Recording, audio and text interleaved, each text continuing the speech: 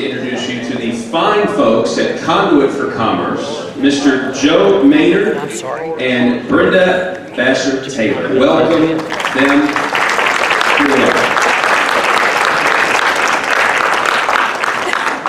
Okay, thank you, Paul. First, I want to say how really special it is, David Crow and the folks, Janet and Joanne, and all the people that put this together. This is the third year of this. It gets better every year. Well done, top job. And if we don't screw it up now, it's going to end very well. Yeah, let's give them a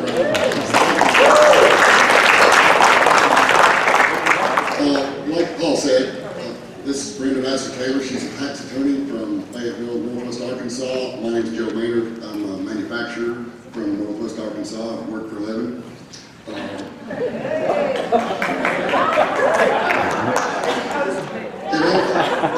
As opposed to attorneys. Fine legislative panel here. I'm going to introduce them just in a minute. The important people in the room for us are the people that all work for Conduit to help make that possible. Josh Waters back there with the camera. You'll see a lot of his writings and his research. He spends all day, every day, trying to help us preserve liberty in one way or another. Ashley Zapita. She does our artwork and just everything. Paul here, everybody knows Paul. And then David Ferguson. Where's David at? There's David. And he knows everything about everything. And you can read it in his article. One of the things I want to bring that's been brought to my attention twice today is we had an article not too long ago that came out that said in defense of Asa Hutchinson. Who all read that? Okay, who all read just the title and said, what the hell are these people talking about? Okay, well, it's been brought to our attention, and thank you for doing so, that what happened to Conduit? Now they're in Asa's camp? Well, we didn't expect that sarcasm would be lost. We're trying to bring back sarcasm as an art form. So we're going to republish that article shortly and just put a big parentheses not behind that title. And then it'll be applicable. And then everybody will get it. Now, to our legislative panel. These guys are here taking their time out of their day to come and help explain what you're seeing happen in Arkansas government. And just beside the point that they did fairly well on Conduit's scorecard, kind of coincidental, but you guys keep up that good work. That was outstanding. Linda Collins Smith from Pocahontas.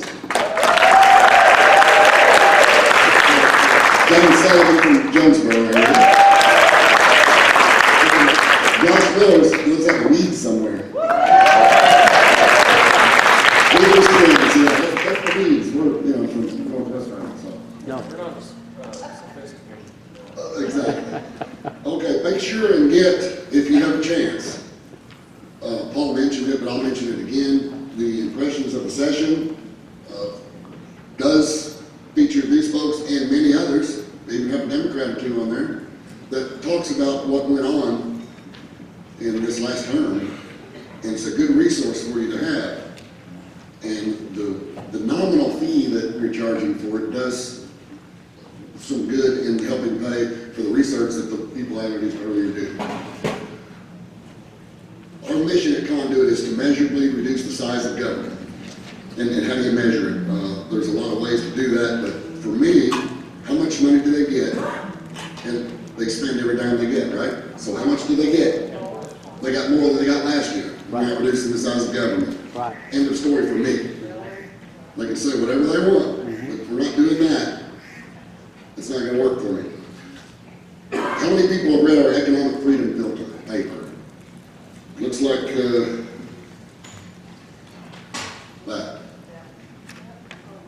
Now that's the fundamental difference between Conduit for Commerce and other organizations. Is it's all about economics, because without our economic liberty, all the other liberties there's no point in it because there is no economy. Does it grow government? Does it increase the dependency of the citizens upon government? And does it spend money that does not exist? That's a pretty good filter. And if you can answer no to all those questions, it's possible that it could be good government. Not for sure, but possible. Now, to talk about this legislative session, I'm going to turn it over to Brenda, and she's going to talk about the various issues and bills. And all government is not bad. There are some good things happening.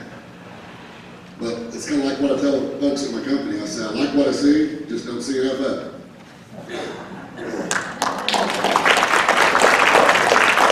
Thank you, Joe. I want you to notice that you have the handouts that we're going to talk about today. Am I being too loud? Is this too loud? Okay. Laid out at your table. If you didn't get them, raise your hand, and Ashley will bring you some. But Joe mentioned the economic freedom filter that we ask our legislators to use as they take votes. But based on that economic freedom filter, we scored the votes of the legislature this last 2017 general session. But beforehand, we put out a weekly scorecard to say, these are the votes, the bills coming up, this is what our position would be on those bills, and we would ask you to consider our position. After the session was over, we went back to the bills that we thought were most important. For the Senate, there were 30.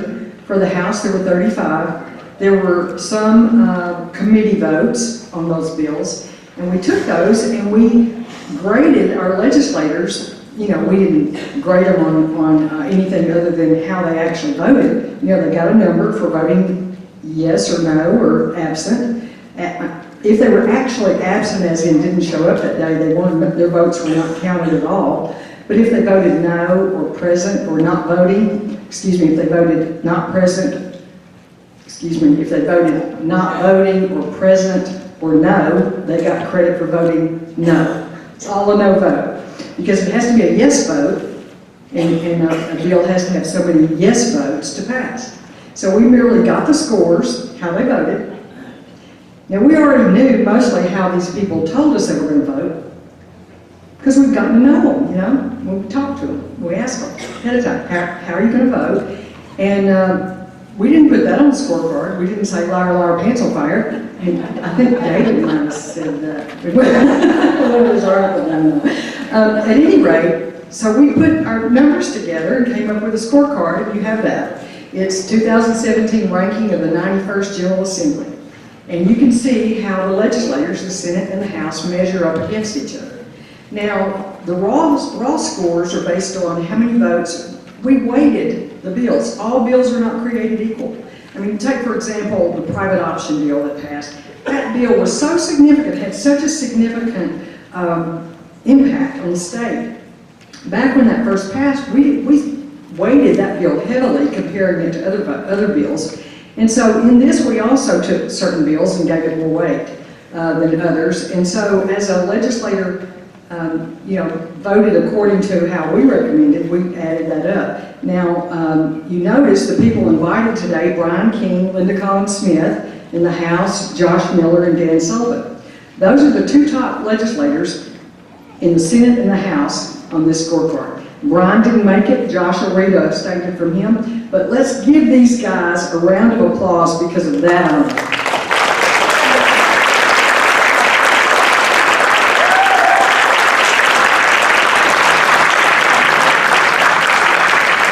These bills that we graded, remember, they're based on this economic scorecard. They're not based on how they voted on abortion or gun rights. Even those things are important. And coincidentally also, you might find if you go to someone's scorecard like Family Council, a lot of those guys are at the top of Family Council's scorecard too. Very interesting. All right, but this will give you a little bit guide about the various bills, and as we talk about them, we're going to talk about what Conduit for Commerce considers the 5 best bills that were offered this session. 5 really good bills. None of them passed. Believe that? The very 5 that we think were the best, and none of them passed? How'd that happen? And then the 5 worst bills that we thought were presented, and 2 of them passed. So let's just run through those, and before we do that, I'm going to give these guys a chance to quickly say hello. Let's start with you, Linda. Where are you from? Tell us a little bit about your district, and give us like a 1-minute summary of why you're here. Oh, I'm Linda Collins Smith, State Senator from Northeast Arkansas. My district runs from Independence County, the largest city being Batesville, Arkansas, all the way to Pocahontas in Randolph County. So I have Izard County, Sharp County, and part of Fulton County. And so it's pretty rural. I have to go through the 6th county to save 30 minutes, so time is everything. And I'm not afraid of shortcuts. I'm a grandmommy to 3 grandsons, and so I love Arkansas. And I got into I wanted to be a legislator because I thought we needed to get people off the welfare plan. So I did not buy into a private option Arkansas Works, Obamacare, or by any other name. And so I just believe in creating a plan where we can put people to work, but definitely get them off the welfare plan. So I'm proud to be here with you. Conservative means something to me, and that's the way I vote, and I have a proven record. Yep, she does. Thank you.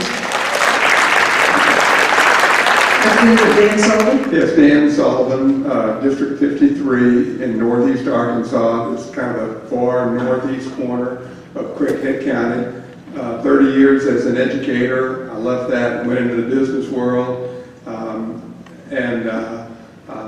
kind of got into politics for the same reason many of you did. Got tired of just sitting on the sidelines, watching votes being taken, and people not fulfilling their promises. I think one of the things I'm most proud of is I supported everything I told the voters in my district I would support. I didn't change my mind on anything and stuck with those core values, and I have great support in Craighead County and sure appreciate that. I'm glad to be here today. Thank you, Dan. I think the fact that he ranks as #1 in the House proves that he voted according to his promises. And now we have Representative Josh Miller. Thank you. Real quick, I want to get this out of the way because he's holding my microphone for me, but the worst mistake that I've made since I've been in politics is this. I gave money to and made phone calls for and supported John Cooper over this guy right here. And I ought to be sitting up here with sackcloth and ashes on, begging this man to forgive me. So, Dan, will you forgive me for that right now? Thank you. I feel better. We'll live to forgive you. He could have been in the Senate had we not stepped into that race. Well, it's a royal screw-up on my part, and so I do apologize. I represent District 66. I'm from Heber Springs. My district includes, yes, our Heber delegation is here. I represent parts of Cleburne, Faulkner, and Van Buren counties. I wear the title of redneck proudly. I'm not ashamed of it. I've owned my own businesses since I was 21, and I'm tired of seeing the government screw around with our money that we work hard for and send to them, or that they take out of our rear ends every year. And so, anyway, that's why I got into politics, and now I'm just mad. I have a bad attitude, so that's it. I appreciate that, Josh. Senator Brian King could not be with us today, and he did send a statement and asked Josh if he would read it for us. And are you? I am prepared to Thank you. attempt this. Brian decided, I've got to read this on my phone, so I'm trying to look over the mic. I am probably the one most qualified to read Brian King text language, so I'm going to attempt that now. First, he says, "First, I regret I could not attend due to our farm getting chickens on Monday, but along with having to work on my birthday, I will miss my fellow patriots. I want to tell you that we must keep fighting for our country by speaking out against the misleading and deceiving big government Republicans like Asa Hutchinson. This governor is the most deceiving governor of my time. He is nothing more than a big bloated government spender. He and the rest of the establishment Republicans in the state capitol and D.C. are spending this country and state into financial doom. All the while, they will lie and pull dirty tricks to keep power and suppress the truth. At a time when this state has no money for roads or to keep bad felons in jail and neglecting the truly needy, the governor and Republican leaders can find money for able-bodied, working-age adults to be on Medicaid. Unfortunately, these deceivers will cover up their corruption and lining of their own pockets. I have not and will not keep silent while they loot future generations with more debt to pay for today's problems and line their own pockets. Once again, I'm sorry I could not be here. Well, I am a witness that Brian did not say those words just because he wasn't here to stand behind them. He will say them in person. I have heard it. So, thank you. All right, so let's talk about the 5 best bills. And the way I want to do this, I'll just ask a certain one of you to mention what, how you felt about the bill, why it failed, why it passed, whatever your chamber. And so let's start with the Medicaid disclosure bill. Speaking of Brian, SB 175. Dan, you want to start us with that? Sure, I will. And you've probably seen my name in the paper in Little Rock in recent weeks. The company I work for is a Medicaid provider. We serve about 700 children with multiple disabilities every day. And I agree completely with Brian on this issue, and those that are up here, that we have truly needy kids in our state and adults, and we do have money to provide services for those, but not when we take that money and put it and give it to people of working age and able-bodied and can work. My company, the company I work for, does get paid by Medicaid, and I support that legislation. It's your right, and you should know that that's who I work for. And again, I think the votes that I've had have always been straightforward. I've not hidden the fact that I personally benefit, my company does from that. But I've always supported good legislation that was transparent and helped send those resources, financial resources, to the most needy. I think it's a good bill. I'm sorry it passed. Tell a little bit about the bill, a little background on it, any of you. Well, I was the House sponsor of this bill. Brian and I worked on it for a long time. And here's an example. Our family in Heber Springs owns a company called MDM Investments. And we buy and build rental property. That's how I make a living in the real world. Now, there's also Baptist Hospital has a hospital in Heber, and they are a Medicaid provider. There's a lot of tax dollars through Medicaid that come into Heber Springs through Baptist Hospital, probably more so than any other tax revenue that our county would generate from the state. Here's an example of why we think this bill is needed. I'm a legislator. I also work for, run, and own this company. If Baptist Hospital comes to me and they say, Josh, we would like to rent 10 of your houses that typically rent for $850 a month, we would like to rent them for a year for $5,000 a month apiece. Now, is there anything illegal about that? No. The business side of me says, heck yeah. Now all of a sudden I'm doing, if you do the math, 10 at $5,000 a month, I'm doing $600,000 a year worth of business with Baptist Hospital. I'm also a legislator. I'm not breaking any laws, but do you think Baptist Hospital is going to have my ear when it comes to how I need to vote on Medicaid? I mean, that's common sense. This bill didn't say you can't do business. This bill didn't say you or the company you work for or anything cannot do business with Medicaid. It just said, if you are going to, you must disclose it. Disclose how much you get from a Medicaid provider. It also mentioned how, I think it was in the bill, how much Medicaid providers paid their lobbyists.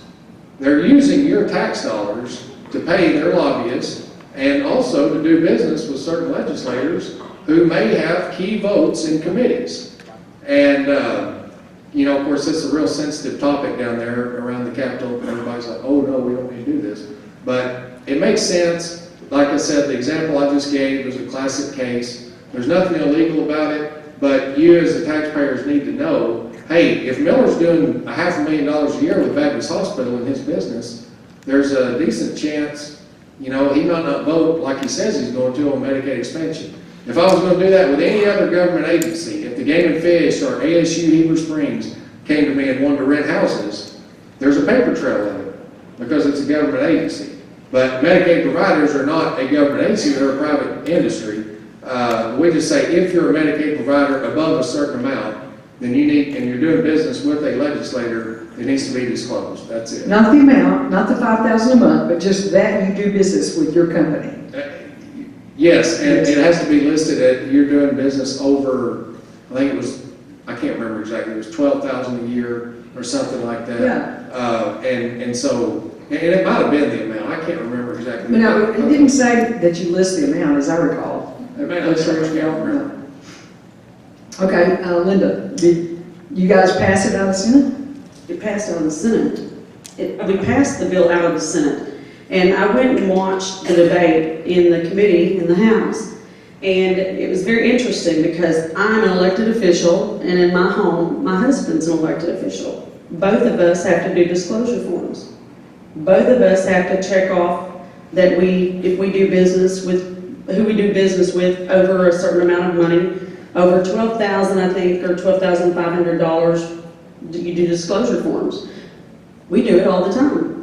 What is the difference, and why shouldn't a household or a legislator or their family members disclose if they're doing business with the Medicaid? I think it's a great bill. I think we should because of all the fraud that we found a couple of years before.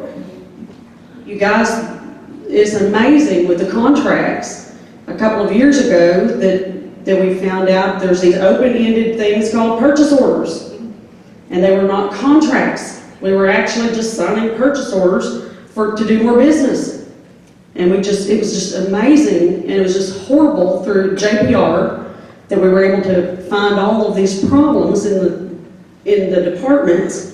And absolutely, I'm sitting here and my blood pressure is probably boiling. It's infuriating that we didn't actually have a contract to do business where we could actually get something for the amount of money that we paid. We just kept signing purchase orders, more and more of them. So what happened in the House? I mean, in the House, they actually, and I could let you go ahead and finish that, but what I want to say is what I witnessed in the conversation. And in the conversation, we had legislators arguing not to disclose because they would have to disclose what they were doing, what their business was, or how much money they were making, or really an amount over. And they didn't want people to know their own income or who they were doing business with. And I think that is wrong. I have to do it, and I don't do anything with Medicaid that I know of. We don't have any association, but I still have to disclose. If I can do it, why can't you? If you run for the job and you know you've got to disclose, do it. What's the problem? What are you ashamed of? What are you worried about? I have to do it if I do business with a government agency that I have to disclose. I've been doing it. so House guys, how did it pass through the House? Did it make it out of committee, Dan or Josh? No, it got 9 votes and needed 11. We had a couple of folks, one legislator who, another mistake I supported and gave money to, from up around Miss Linda's district. I don't know, I'm not gonna name her name. But she first said, oh, this is bad, this is way too broad, this covers way too much. And then I kid you not, 30 seconds later, well, this is too narrow. I mean, it was hilarious listening to these people find a reason to not support this, because the truth of the matter is, everybody knows, I mean, the Medicaid providers know what they're doing. And they're making a lot of money. Insurance companies, the big problem isn't hospitals as much as it is insurance companies. They were listed insurance companies and nursing homes. And they don't want to have to disclose, and you know, insurance companies can invest some of their money maybe with a legislator who runs an investment firm. We've had a couple of those. They've also been opposed to this legislation. So anyway, that's what happened. So 9 passed it out of a 20-member committee, 9 people were in favor, 10 were against, 11 were against. So if y'all want to know who the 11 are, either talk to Josh Waters or Josh Miller, we can let you know. And so that's all part of the scorecard. A little bit of housekeeping, you guys have a list there on your table to sign up so that Conduit for Action, you can become a subscriber and we can get you our information. Please do that. These 2 guys back here are tasked with getting your name before you're allowed to walk out of the building. All right, on to a couple other bills. We'll kind of go faster because I think that was a really a bill that needed a lot of explanation. Linda, I want you to tell, now, these first 3 bills we're going to talk about are self-policing type bills. You know, how we're asking the legislature to self-police. So if they're going to disclose that they're doing business with Medicaid providers, you know, they're self-policing. They're telling us that they're doing business. It's up to us then to look at those disclosure forms and do something about it. Vote them in, vote them out. At least you know what's going on. You know, you can kind of judge for yourself. Another self-policing type bill is one that Senator Linda Collins Smith had, and I call it No Passing Bills for Your Clients bill, ethics reform. Tell us a little bit about that quickly, briskly, and get on with it, Linda. I'll make this one pretty to the point. In the legislature, you have your attorneys think they're privileged, and they have been because they were able to have clients that they could pass bills for, or at least they have. And it seemed to have been acceptable that they had a little loophole that they could be called consultants for, or accept money through their firm and somehow sometimes disclose or not disclose that they had a client and that they would have a bill for this client and be able to say, oh, this is for so-and-so client. They would do this bill and we would vote to try to pass a bill for them. The bad part is if I try to get a bill for someone and accept it, pay for it, I'd be being bribed. And so you can't do that. And so, you know, it'd be against the law. So it's wrong, and wrong's wrong, right's right. And now, I'm not defending attorneys, don't get me wrong. No. But aren't there consultants doing the same thing? So Consultants, but now when you're a legislator, you should refrain from that, period. Now I'm going to pick on Eddie Joe Williams. No one in this room can imagine me doing that. But Senator Eddie Joe Williams is a retired locomotive engineer. So he has a consulting company, and I'm wondering, what's he consulting about? How to get a locomotive down the track? That's an example. Okay, that's right. And what John Woods has a consulting company. Senator John, the ex-senator, indicted John Woods. Okay, go ahead. And so this has been going on, and especially if you are an attorney, of course, you also should be, you know, there's an expectation of holding yourself to a higher standard. And we as legislators should also expect certain things. We should hold the others accountable. That should be our job. Any industry, you should hold the others accountable. So how far did that bill get, Linda? It didn't get off the Senate floor. Now I remember, was it Senator Jeremy Hutchinson who was offended by that bill? Senator Hutchinson was highly offended by that bill, and he fought hard to kill it. And I recall Senator Trent Garner was offended too. Anybody from El Dorado want to bring that up to him? He told me he would be able to make a living if we passed that. He said that's right. He said he does not practice as an attorney, but he fought hard. He fought it, and he did fight the bill. I will say that the Democrat senator refrained from voting. He just refrained from voting, and Senator Bond. But I will say that Senator Hutchinson fought mighty hard.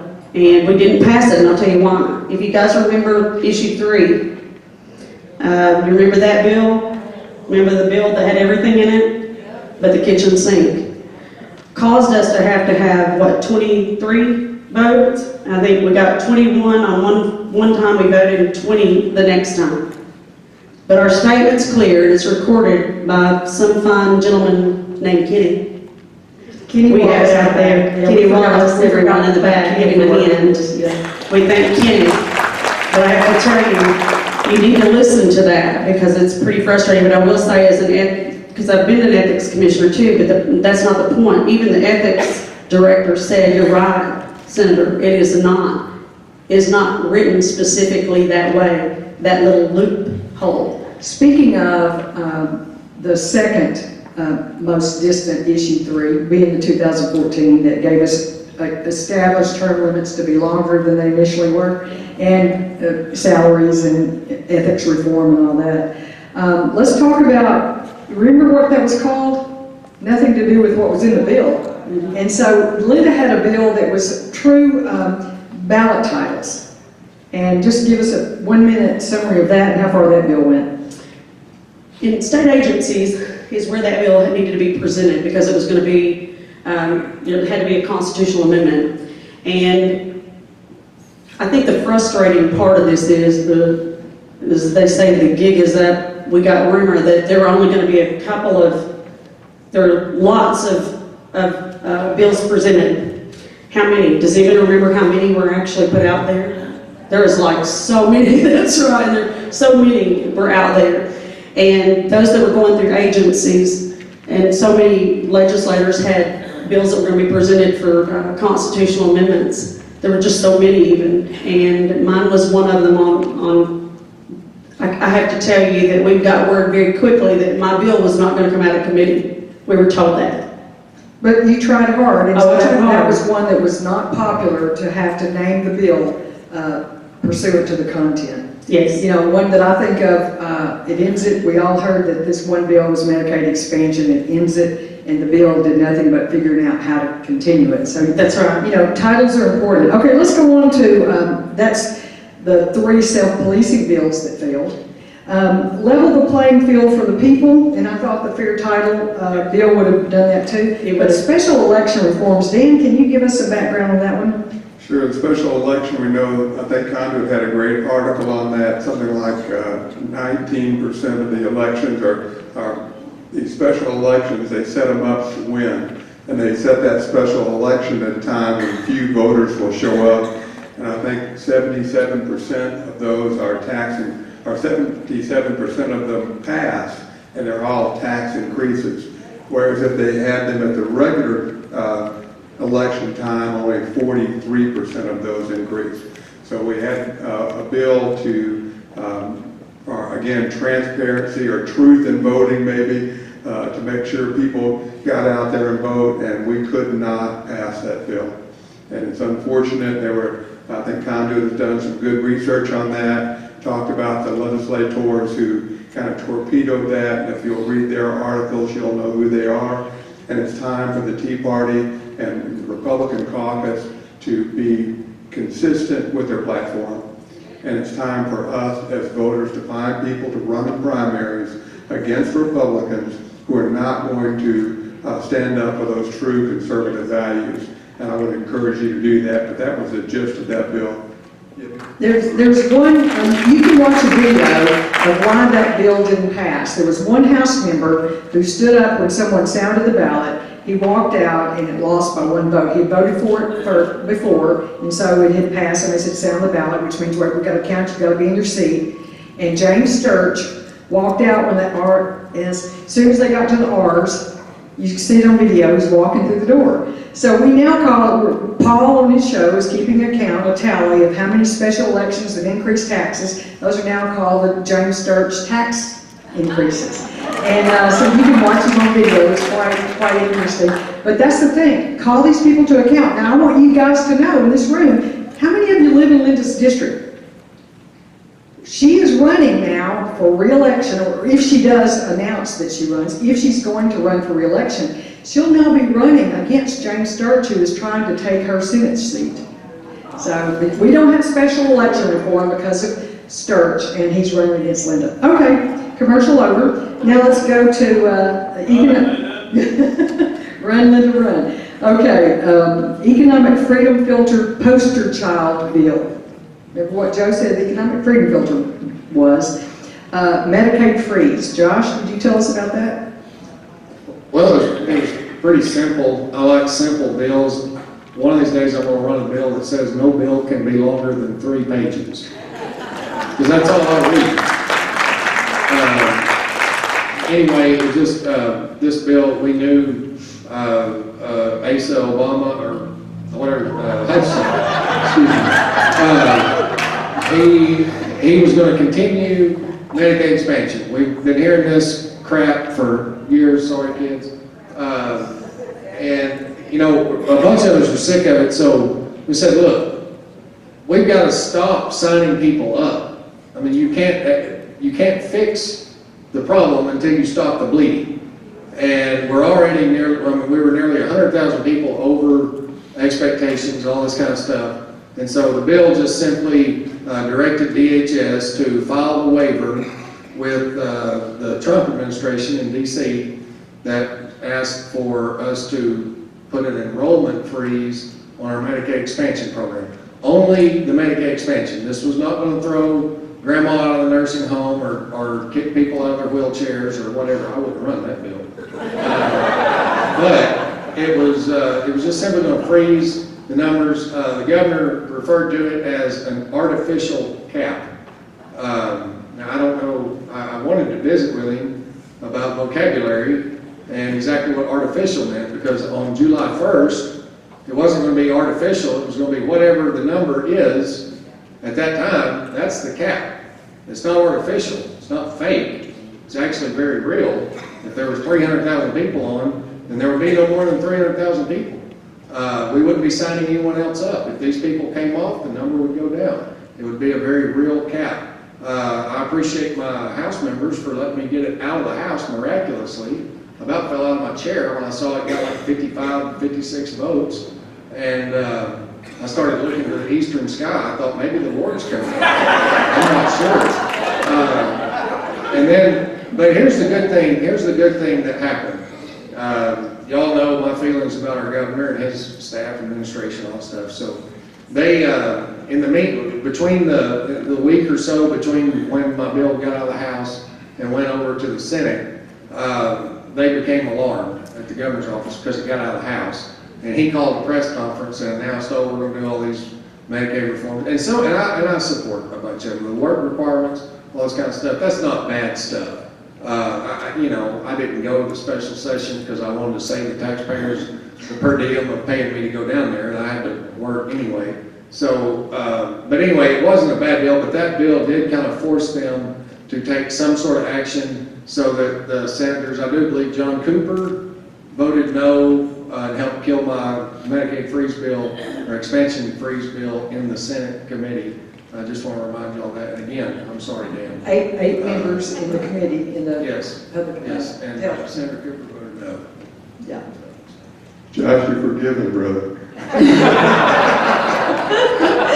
Okay, now those are heroes because these are the kind of bills that these guys trying to get passed for us. Let's give them thank you. Just real briefly about that, you know, as a result of that pressure, we can't pay for that. We couldn't pay for the 315,000 people we have at the current cost, and under our new president, that rate for Arkansas was anticipated to go up even more.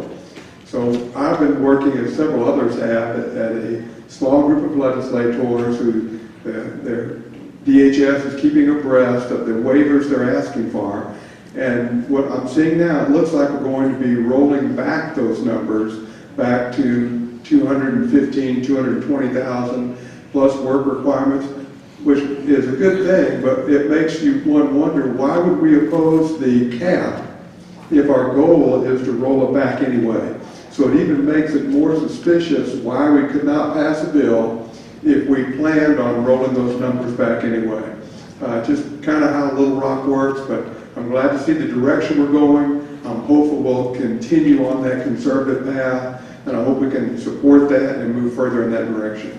Today's newspaper said that the enrollment was up in August by like 1,600 people or something like that. So, you know, it's continued to eke up. They're going to say, oh, but we're going to reduce it. You know, the article was quick to say, but they're supposed to reduce it by that 60,000, and they'll put those 60,000 on the other part of what they're planning to do. Yeah, and if you're a taxpayer, don't be fooled by this. The fact that they're going to go from 138% down to 100%, that only reduces your state obligation. You're still paying for those people federally. So it's not like we're taking working age, able-bodied adults and taking them off and not giving them your dollar. We're just not going to give them your Arkansas dollar. We're going to give them your federal dollar. So don't be tricked by that, or don't fall for that part of it. And I want to add real quick, this whole deal about going from 138% down to 100%, that is an artificial thing. Because, I just want to be clear, that is very artificial, because it's not like someone can't go to their employer if they're making a little bit of money and say, could you pay me $20 a week less so I can keep my free insurance? I mean, that's the difference. That's the difference. And Or work 2 hours less a week. Or, yeah, whatever. I mean, people can manipulate that cap very easily. So I just want to, again, if any of y'all see the governor and his staff folks, let them know that is artificial. And if you like these bills we're just talking about, let your legislator know it. Right now is the time while it's fresh on your mind. Now, we're going to talk about 5 of the worst bills, according to Conduit, and those are 4 tax increase bills. Yes, I said it, 4. Wait, I thought we had a supermajority of Republicans. How could there even be filed tax increases? And the sponsors are not Democrats, as surprising as that is. And then there's 1 hide the ball bill, which is a FOIA bill. So let's talk about the military tax exemption, exemption increase bill. Let's say, Linda, you want to go ahead and just give us a 2-second summary of that bill? It was a very deceitful bill. And the longer we battled that bill, the more that was known. And for the veterans in the room, we love you. We thank you for your service. We did not like that you were used. And if those are how many veterans we have in the room. How many of you finally, thank you, God bless you all, thank you for your service. And how many of you found out you were being used when the bill, thank you, I'm glad you were able to figure that out, because we really appreciate you, we respect you, but we do not like our veterans being used to try to get a tax cut for the few, because you were being used. I support supporting our veterans, and we want to get you and all of the people of Arkansas tax cuts. But that bill is that was being presented. When veterans found out they were being used, they were livid. And I didn't like legislators attacking some of us and saying that we did not like or didn't respect our veterans if we did not support that bill. And that made me so frustrated when we were told that to our faces. And I think it kind of backfired on some of them. Go ahead, Dan. I mean, that's sort of a strategy, isn't it? Well, and we had a task force that was going to be set up to study ways to review taxes and ways to restructure this. But all of a sudden now we can't make that a part of that. So the message there was convoluted and not direct. And again, we talked indirectly about transparency. Folks, transparency is what it's about. You need to know where your money's going. You need to know who voted and how they voted. And there shouldn't be anything out of bounds on that transparency. And that's all this was. Obviously, there was a different agenda there besides providing a tax cut for a select group. Well, it ended up being almost a $6 million tax increase annually above once you deduct the tax exemption, then the state gets almost $6 million more a year as a result of that bill passing. Dan, go ahead and describe the shell game with the gas tax bill. The bond bill. It's pretty obvious it was a shell game. And, again, for me, a lot of these bills get overanalyzed. I was on the tort reform and on the gas. It gets down to your core beliefs. Can we spend money for this? Is going to grow government, the things that Conduit talked about. And this highway tax bill, we tried about, 6 or 8 different ways to have this in and this out, and how are we going to pay for it, how are we going to do that. Folks, when we talked about it, Mr. Harpendahl talked about the tax reform breakout that was there. Folks, we've got to first reduce our spending. And then if we can reduce our spending, then we can look at ways of shifting that money to things like highways and others. But until we slow down our spending, until we reduce our spending, we're going to continue to watch these shell games and play out all kinds of different ways. I would just say on the highway thing, I don't know that there's a legislator of either party that's against having better roads and all that kind of stuff. But, you know, I know the three of us and Brian and numerous others have told our districts repeatedly, I'm not gonna see your taxes increase.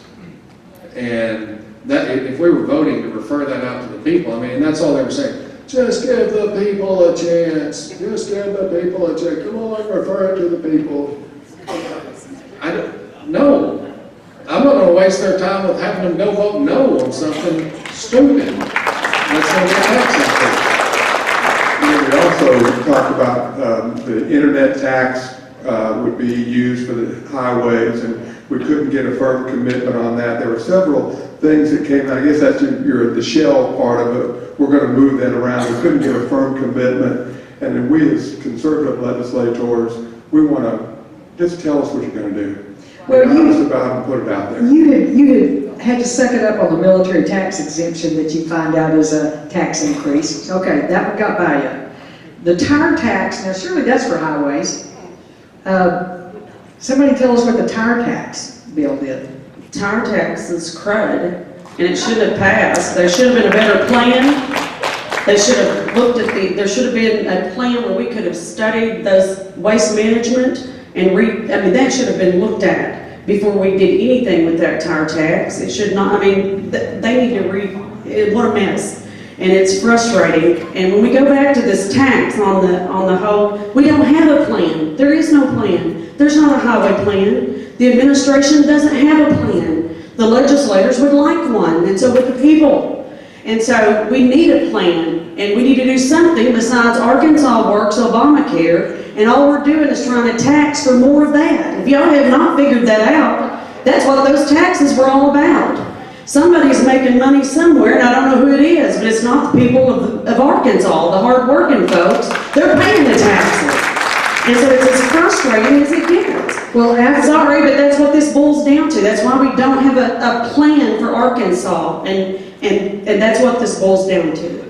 It's just a tax and spend, and I told the highway department commissioners, and you need to know this, so I'm on a roll, I gotta take this and follow through, Brenda, and that is this. If you want to talk about a highway plan, you need to talk to the governor about ending the welfare plan in Arkansas, or you're not going to have it. What I can tell the highway plan is to put it on the ballot through an initiative. We're going to convince all you guys that really we need a 25-cent gallon tax increase if you just want to keep up with the other states. Let's get that on the ballot so people will see it's the cure for cancer. It'll be titled something like that. Would you agree? It might have a tax increase in it somewhere if you can read small enough print. But we're going to have a tax task force that's going to increase our taxes. It won't mention paying for highways. Well, that'll be another deal if you want that, right? And so we can't have all this together because then we can't spend as much, it's just like you said. All right, so the military tax exemption bill passed. The tire tax passed. I wish John Cooper was here. You need to listen to this video. He does a great summary from his industry's idea of the tire tax. That's the cradle to grave. We're going to regulate a tire from beginning to end until, like Josh said, John Payton, I'm sorry, thank you. What John Payton says, the best recycling of a tire is to keep it on the next automobile until it's totally worn out, But we're worried about mosquitoes. That was random. How many people have died of the Zika virus in Arkansas? That's why y'all passed this. I just thought maybe you might know. Okay. All right. So military tax exemption bill passed, the tire tax passed. Then they start waking up and the gas tax failed. Give them an applause for that. But my favorite of all is Senator Jake Files' near and dear to his heart bill. I don't know if Joy McCutcheon's still here, but let's blame Joy. He's from his district. But Internet Sales Tax Bill, SB 140, and remember, it's coming back because the city municipal leagues, they've got to have it. We're going to have a special session soon. So tell us how you got that stopped, guys. Come on. God's grace, mainly, is how it got stopped. Here's the thing, and I've been telling folks this in my district. I've been opposed to it. My city of Heber Springs, which I served on city council before getting in the legislature. I love the folks there. they voted on the little municipal leagues, bunch of BS they put out, and they voted on that and stuff. And I've told them, and I've told other groups, I'm not against leveling the playing field. I'm really not. And I understand from a brick and mortar store standpoint, I mean, in my business, yeah, I bought stuff online to save money. They'll deliver it for free. I ain't got to pay some taxes. You bet. I like it. I could have gone downtown to my hardware store, bought the same thing. It would have cost me a lot more money. So I understand it's a fairness. I understand there is a fairness aspect there. But So wait, would you have bought it at the local store if you had to pay tax online? Is that what you're telling me? yeah, but if I hadn't been saving so much money, I would have bought it locally. But we all know that the sales tax is not going to make you not buy it online. I mean, just let's Well, all it depends on admit how that. much it is. Well, But I mean, you know, I mean, hey, if it's $500 object, that's $50 locally I save. So, but my point is this, is that, and I asked for this. I think Dan did too, or there were some others of us in the house that asked, can you give us an estimated amount of how much how much revenue this is going to generate? Because if you can, let's say it's $100 million, just hypothetically speaking. If this is $100 million, then I will support doing this and leveling the playing field, and then I'm immediately going to turn around and support or run a bill that gives a $100 million tax cut that will spur job growth and give a tax cut back to the taxpayers where we're not increasing our revenue into the state. This does not need to be an increase. It needs to be, if we're going to do this, and let's turn around and give it back to the real taxpayers. And maybe there'll be some jobs created.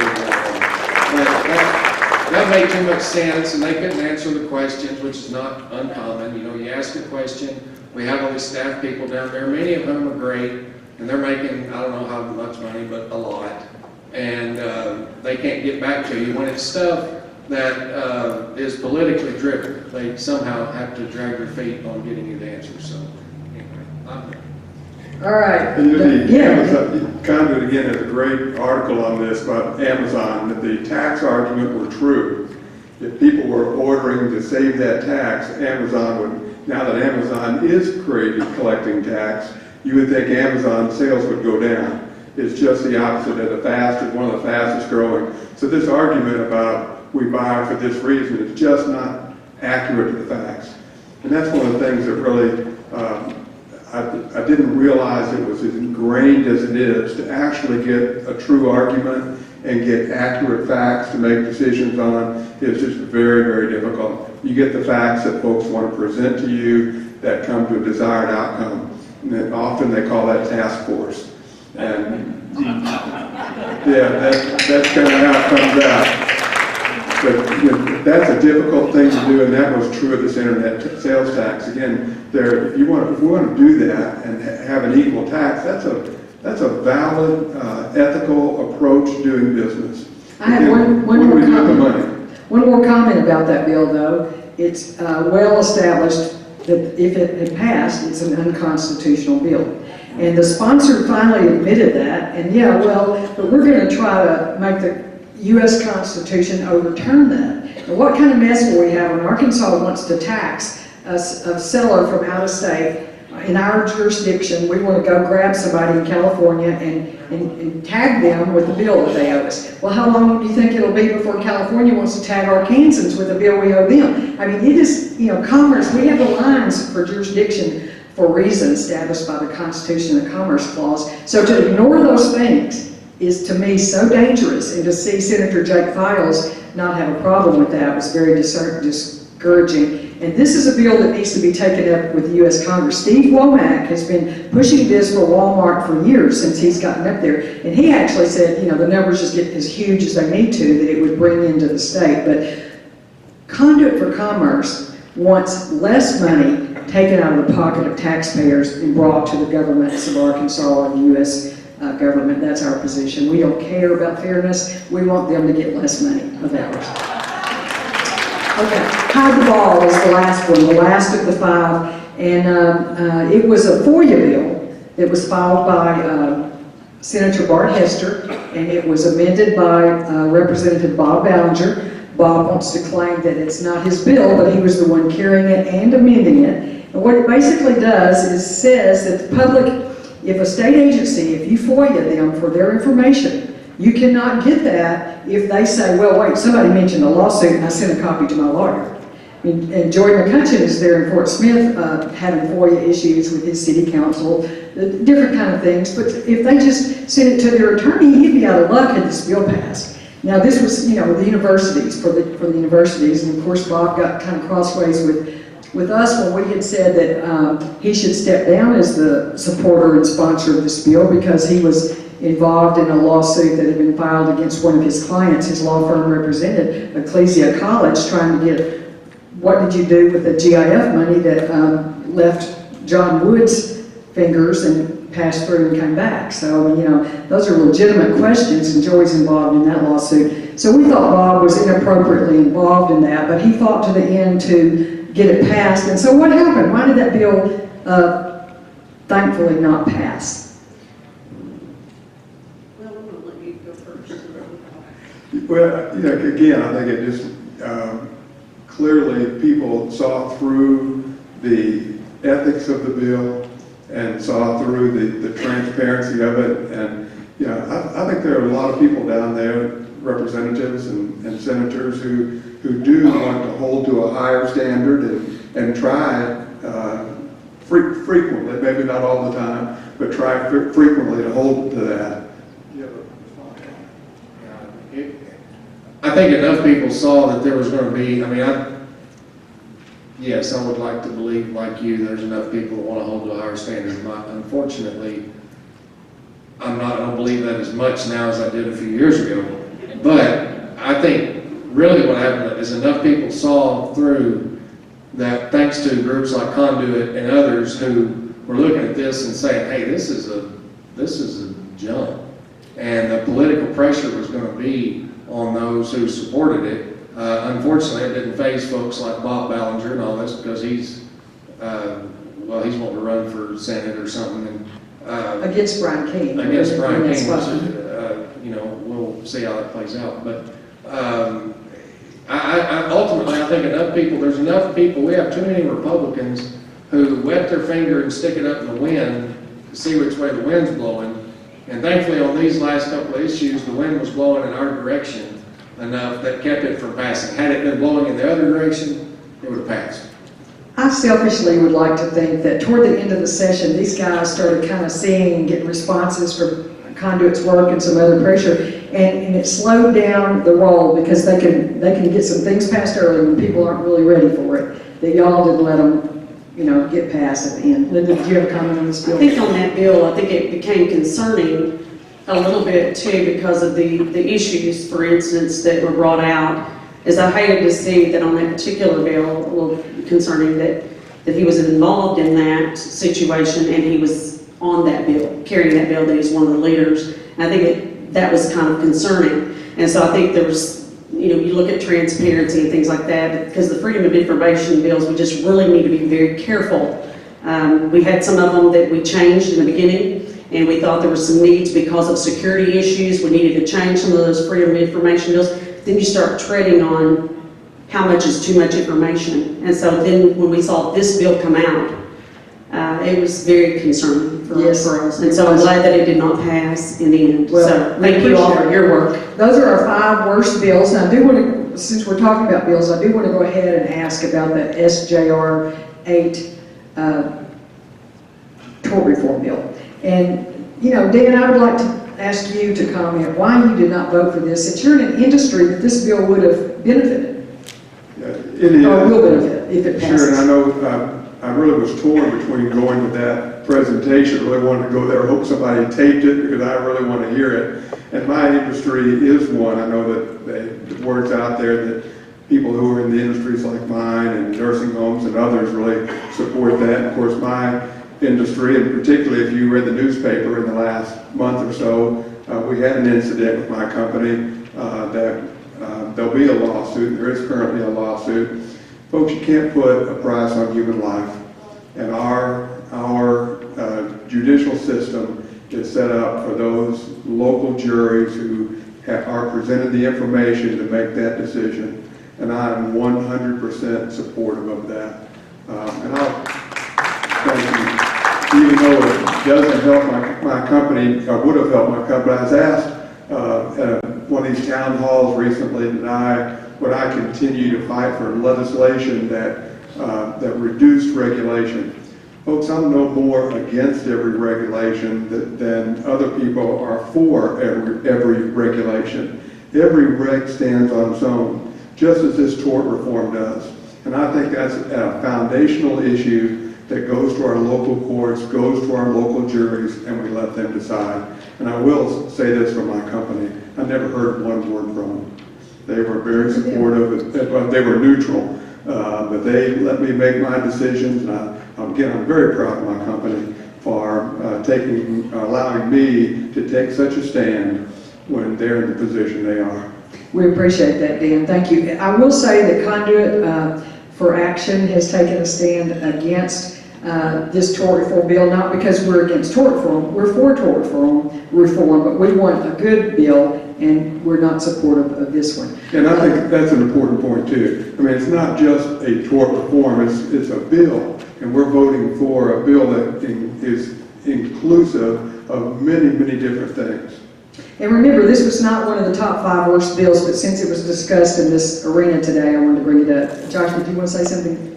Well, real quick, I would add that we're all conservative. We all believe, I'm a Republican still, because simply of the party platform. I believe in it. I don't believe like the Republican leadership does down here, but I believe in the platform. That's why I have an R by my name, and not an I or a J for jackwagon or something. But anyway, one thing this tort reform bill does that I don't like, I mean, obviously, just like Dan said, you can't put a price on human life. Each incident ought to be handled separately, on its own, by its merits, by a jury of our peers. I firmly believe that. I do believe we need tort reform. One thing I don't like in the bill is that it capped lawyers' fees, capped attorneys' fees at 33 1/3% or something like that. Now, I don't like paying lawyers any more than anybody else does. But if I'm suing somebody, and I go to Joey, and he says, yeah, Josh, I'll handle this for you, but I want to take 50% of your earnings or your winnings. And I'm going to say, thanks, Joey, have a good day, and I'm going to go find somebody else. You know, when are we going to run a constitutional amendment that says you can only rent a 3-bedroom, 2-bath house for $600 a month and no more? I mean, it's free enterprise. If my houses are too expensive, then somebody has the right to go find someone else. And so that's another angle of it. We're really kind of contradicting ourselves and our platform when we support this bill. And that's for all civil lawsuits, not just one that would cover personal injury actions. You know, so I don't know how many people really know that, but the limiting of the lawyer's fees. Go ahead, Linda. And I waited until, I want to say that I'm maybe the only legislator that has actually gone to the debates over the years since I was elected in the House and served in 2011 and 12 in the House. But I've gone to those tort reform debates. I want tort reform, and I'm trying to figure out how to do that and still do it constitutionally so that's right. I waited till the last day to see if I was going to vote for that bill, and it has to be right. And so, and again, I may be the only legislator down there that's gone to those other debates, and then I wait till that last day and still can't vote for this bill. And it's not because I didn't want to, it just has to be right. One of the things that concerns me is what the legislators do. And if you believe that the legislators are all going to do the right thing, I fear legislators having a say in making rules as well. I mean, there's a lot of things in that bill that's there that I may or may not agree with. There's a lot of other things there, don't get me wrong. They've spoken on some of those things. One of the issues for me is that if a lawsuit's 6 years out, and there's a lot of legislators in there that can change the rules, and then the lawsuit happens, it concerns me who the legislators might be and what rules might change before they go to court. Because that bill puts the responsibility of writing the rules of court, evidence, that kind of thing, on the legislature. The Supreme Court can still write them, but they have the authority in the final word whether those are good bills. And that the rules. Okay, so less than 1 minute. And the question is, for all of y'all, this is a challenge to keep your answer under 1 minute. We'll start with Josh. What's the state of the state, you like the State of the Union? And what's one solution toward getting us to a better position for Arkansas? Okay, I'll tell you when to start my time. No, real quickly, the state of the state, in my opinion, kind of sucks. We have a horrible budget. We passed 2 horrible budgets under Republican leadership that are bankrupting the state. And that's just simply the truth. We're doing the same things the Democrats did, except worse. And we're not as intelligent as they were, at least from a leadership standpoint. Now, what can we do to fix that? Number 1 is pray that the Lord will raise someone up to run against Asa Hutchinson beating next year. We simply can't afford 5, y'all clap, you're cutting into my time. We simply can't afford 5 more years of this mess. And that's the truth. Also, we need to get off our wallets a little bit and support Linda Collins Smith and Brian King and some others that are having, Linda's got little James running against her. He ain't got a clue about real work. He doesn't. He's a kid. He doesn't, I'm sorry. And so it's a joke. But we've got to support folks like that and get rid of these bad actors and not let bad actors take other good ones out. Thank you. I love the state of Arkansas. I love what we do, and I think great things are in store for our state. I think we are going to have to push legislation for transparency, maybe the most important thing, so that you can make informed votes. And after we have transparency, then we have to have people who will get out and vote and hold our legislators accountable for what they say they're going to do. That's what they're going to do. Thank you. You know, I want to say Dan is Mr. Positive, but who would not be married to Maria Sullivan? Thank you. That's right. Love Dan Sullivan, and I echo what you said about him too. I remember those days that we'll all eat our words over that help we gave for Mr. Cooper. But anyhow, I have to say that I am concerned about us not having a plan for our infrastructure for the state of Arkansas. And I think that for me, it's repeal all the 4 names that we have for something for a plan that says Arkansas Works. It's hurt us so much economically. If we had a true plan to help people go to work, that's why I ran for the job that I have today. And it hurts me that we have control of our legislature and for the state of Arkansas when we know what to do. We are hardworking people. We know what to do. And we can put people to work so that we are truly can make Arkansas successful and have people put money in their pockets, because see, we know that those people take pride. You give a man a job and they will take care of their families. Men or women, mankind, we give them a job, they'll take care of their families. And we can do that in Arkansas. Let's put money in their pockets, let businesses expand, and they'll do the rest. So God bless you all. Thank you for having us today.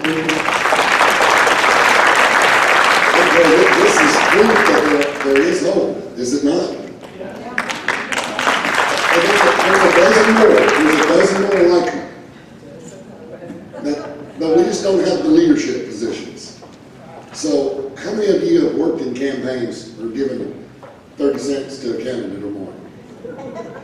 And are you tired? Is this what we get? What we got? Is that what we get for what we did?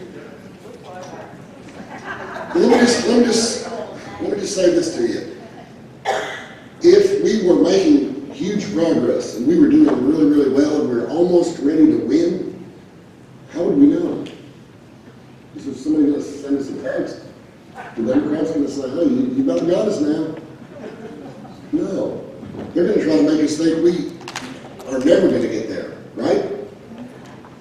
I honestly think that we're right on the verge with folks like this in the legislature. We keep them, protect their seats. Leadership will get the message. You got to hit them in the head a couple of times, and they'll eventually get it because we'll make it in their interest to get it, right? So don't give up the faith. We've got elections coming up, primaries. That's where we're going to choose what kind of leadership our state has in the primaries. That takes work, that takes money, and that takes focus. And that's what Conduit's gonna be here to help all of you. Because trust me when I tell you this, the Capitol, they know we're here. Thanks a lot, guys.